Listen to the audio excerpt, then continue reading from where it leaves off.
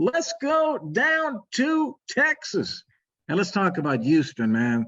Lovie Smith coming in, 63 years old, gets the job from the staff onto the head coaching spot. Houston coaching hire. Do you love it, like it, or hate it, T-Money? Hate it. Congratulations on hiring David Culley 2.0. All right. You just hired the same damn guy. I guess he has a better resume because obviously he's won a Super Bowl or been to a Super Bowl. Been to. But yeah, been to. But you just fired David Culley and you hired a guy that's just as old and is a defensive guy and supposedly like this kind of CEO like guy, been around the NFL forever. I mean, he's not your long-term answer. He turned 64 already. Like what? Oh yeah, you plan on having him and Deshaun Watson paired for the next 15 years? No, that's not happening. And speaking of Deshaun Watson, the year before David Culley got there, Deshaun Watson won 4 games with the Texans that season, led the league in passing and won 4 games. So he played well. David Culley had maybe the worst roster in the league and a rookie starting most of the season at quarterback in Davis Mills, who was drafted in the 3rd or 4th round. He won 4 games with the worst roster we've seen in a long time. Everyone in the locker room supposedly liked him. I thought this was a bad move because you don't know what's going on with the Deshaun Watson situation. You know, like pairing head coaches with your quarterbacks long term. I thought David Culley, the guys rallied around, give him another year or two.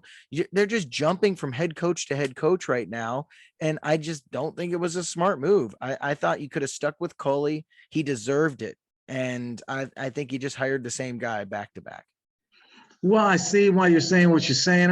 I'm agreeing with everything that you just pointed out there. I can say that, but I'm going to go to like it. I'm going to go like it. I definitely don't hate it. I think he's going to bring some experience. He's been to the Super Bowl. He has won. The guy's going to bring, that leadership, hopefully, to this team. He definitely will bring leadership to this team. I've heard him speak, man, in Columbus, Ohio. The guy's a man of faith. He puts it right out there. He's very humble, but don't mistake that for weakness, man. The guy's strong. He was a defensive coordinator, yes, but he also was a great play caller. So this guy could be a really nice leader of this team. I'm going to say I like it. All right. I get it. I don't hate the guy. I just think he's probably going to win 4 games because the roster's so bad. So was it an upgrade?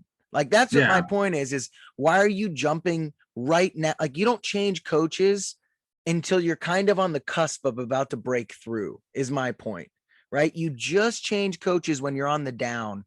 And if Deshaun Watson comes back, is he going to be like, oh my God, I can't wait to get in the room with Lovie Smith? I just think that's not what he's looking for. And you could have waited. They need talent. They don't need coaching. That's what they need. This division's interesting. You got Tennessee was 12-5. They probably should be back up there again. You got the Colts who ended up 9-8, missed the playoffs. Do they fall back? You got the Texans at 4-13 and the Jags at 3-14. Which one of those teams, Houston or Jacksonville, is going to pick up and move up and maybe contend in this thing? I don't know. Yeah, who knows? I think a lot depends on Deshaun Watson's case coming down the pipe here soon. But yeah, the division is kind of wide open. So we'll see.